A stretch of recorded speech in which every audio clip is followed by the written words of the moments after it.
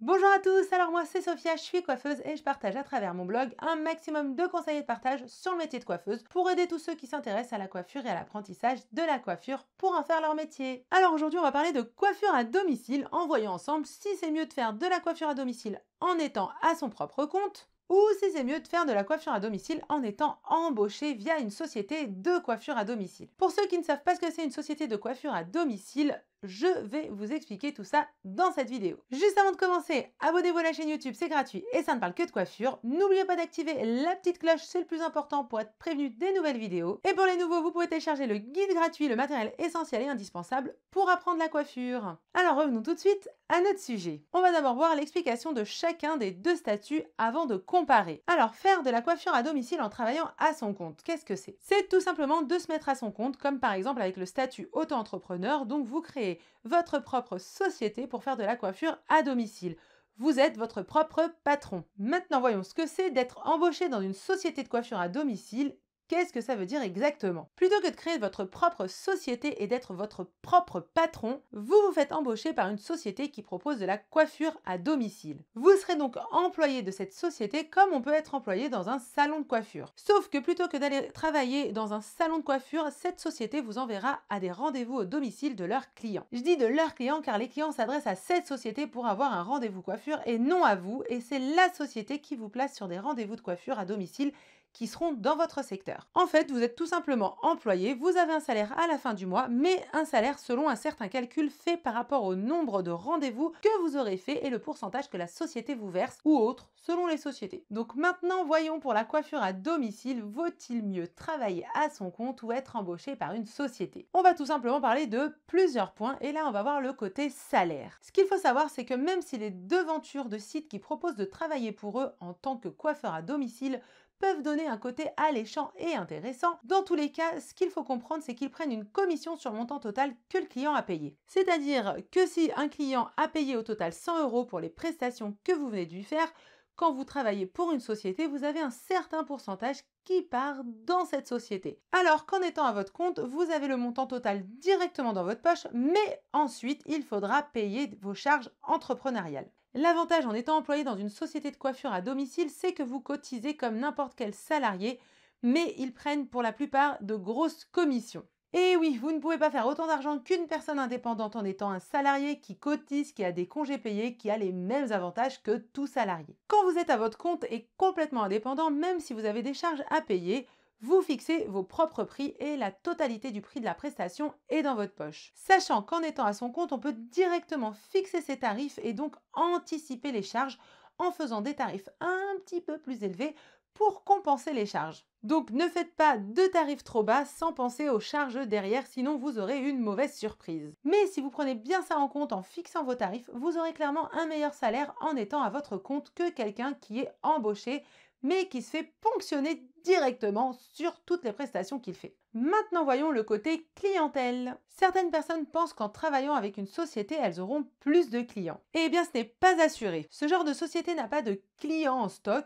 S'ils ont des clients, ils vous proposent des rendez-vous, mais s'ils n'ont pas de clients, vous n'avez pas de clients non plus. D'ailleurs, on retrouve sur internet des personnes déçues pensant avoir plein de clients par ce genre de société alors que rien n'est assuré. Et si vous n'avez pas de clients, évidemment, le salaire ne sera pas pareil, car votre salaire dépendra du nombre de vos prestations. Du coup, il ne faut pas croire qu'en travaillant comme employé pour une société, vous aurez d'office une tonne de clientèle. C'est complètement aléatoire. À son compte, c'est aussi aléatoire. Vous pouvez avoir plus de clients certains mois, puis un mois un peu plus tranquille. Mais votre avantage, c'est que c'est vous qui gérez votre pub et vos promos aussi. Du coup, vous pouvez avec de bonnes techniques commerciales attirer votre clientèle et vous allez aussi vous faire votre clientèle avec le temps et non la clientèle d'une société. Donc, normalement, plus vous aurez de l'ancienneté dans la coiffure à domicile et à votre compte, et plus vous allez développer votre clientèle fidèle et le bouche à oreille, et plus vos mois seront facilement remplis. Il ne faut pas croire qu'en étant à son compte, on a un risque plus gros de ne pas avoir de clients. Il faut juste être un peu débrouillard et ne pas attendre que les clients vous trouvent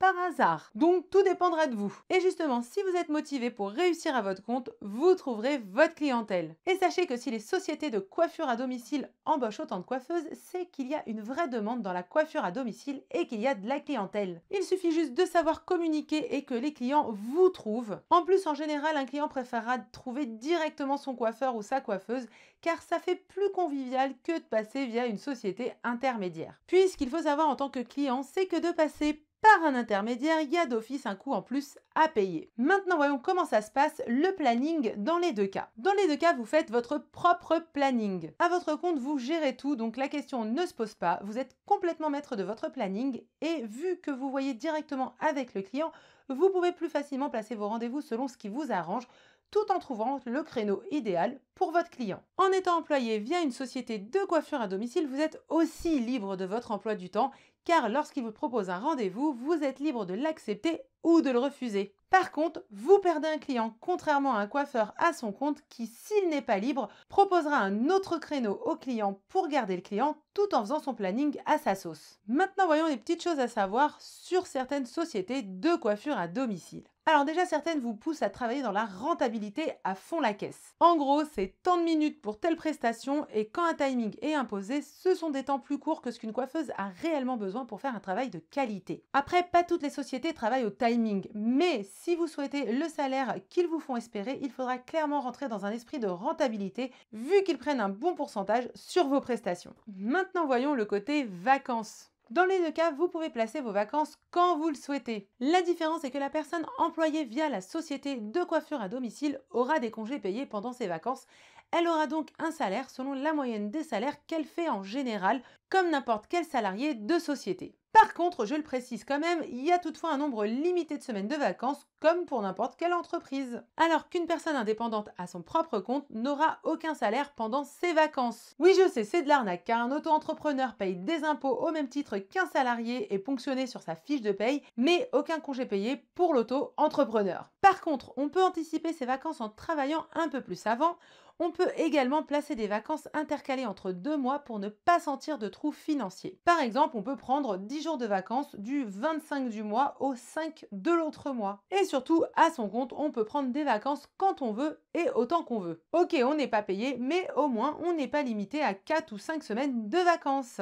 Et avec la technique que je vous ai donnée, on peut prendre une semaine intercalée entre 2 mois, comme je vous l'ai dit, et on peut prendre une semaine de vacances tous les mois quand on veut. En fait, c'est vraiment à vous de gérer. Et surtout, le gros avantage en plus, c'est que le fait que vous avez votre clientèle et que votre clientèle passe directement par vous, en général, un client à vous attendra votre retour de vacances pour se faire coiffer et au final, même en vacances, vous ne perdez pas de clients. Vous aurez juste un planning rempli à votre retour et ça, c'est réel si vous créez une vraie relation avec votre clientèle. J'ai essayé de faire le tour de la question en vous parlant de plusieurs points assez importants. J'espère que ça vous permettra de vous faire une petite idée pour faire vos choix. Après, renseignez-vous bien, puis n'hésitez pas à tester les deux pour voir ce que vous préférez. Et si vous avez d'autres choses à rajouter ou même si vous avez déjà testé une société de coiffure à domicile, racontez-moi ça en commentaire.